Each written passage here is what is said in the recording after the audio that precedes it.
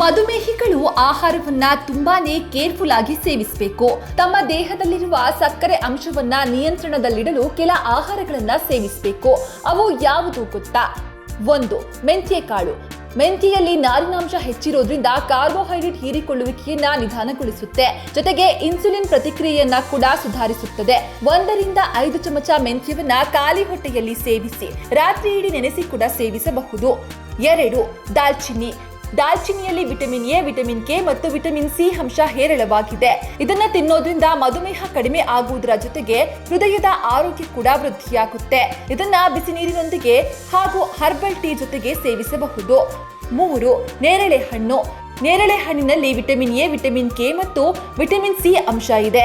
ಇದನ್ನ ಸೇವಿಸಿದ್ರೆ ಮಧುಮೇಹ ನಿಯಂತ್ರಣ ಆಗುತ್ತೆ.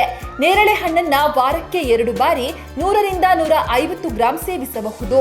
ಹಣ್ಣಿನ ಬೀಜದಲ್ಲೂ ಕೂಡ ಪೌಷ್ಟಿಕಾಂಶಗಳಿದ್ದು ದಿನನಿತ್ಯ 1/4 ಸ್ಪೂನ್ ಅಥವಾ ಅರ್ಧ ಟೀ ಸ್ಪೂನ್ ತಿನ್ನಬಹುದು. 4. ಹಾಗಲಕಾಯಿ ಹಾಗೂ ಆಲೂವೆರಾ ರಸ. ಹಾಗಲಕಾಯಿ ಹಾಗೂ ಆಲೂವೆರಾದಲ್ಲಿ ಉತ್ತಮ ವಿಟಮಿನ್ಸ್ ಇದ್ದು ಇದು ನೈಸರ್ಗಿಕವಾಗಿ ರಕ್ತದ ಗ್ಲೂಕೋಸ್ ಮಟ್ಟವನ್ನ ಕಡಿಮೆ ಮಾಡಲು ಸಹಾಯ ಮಾಡುತ್ತೆ. 5. ಅಗಸೆ ಬೀಜ. ಇದರಲ್ಲಿ ಒಮೆಗಾ 3 ಮತ್ತು ಲಿಗ್ನಾನ್ಸ್ಗಳು ಹೇರಳವಾಗಿರೋದ್ರಿಂದ ಇವುಗಳು ಇನ್ಸುಲಿನ್ ಪ್ರತಿರೋಧಕತೆ, ಉರಿಯೂತ ಮತ್ತು ರಕ್ತದಲ್ಲಿರುವ ಸಕ್ಕರೆಯ ಪ್ರಮಾಣದ ಏರಿಕೆಯನ್ನ ಕಡಿಮೆ ಮಾಡುತ್ತೆ.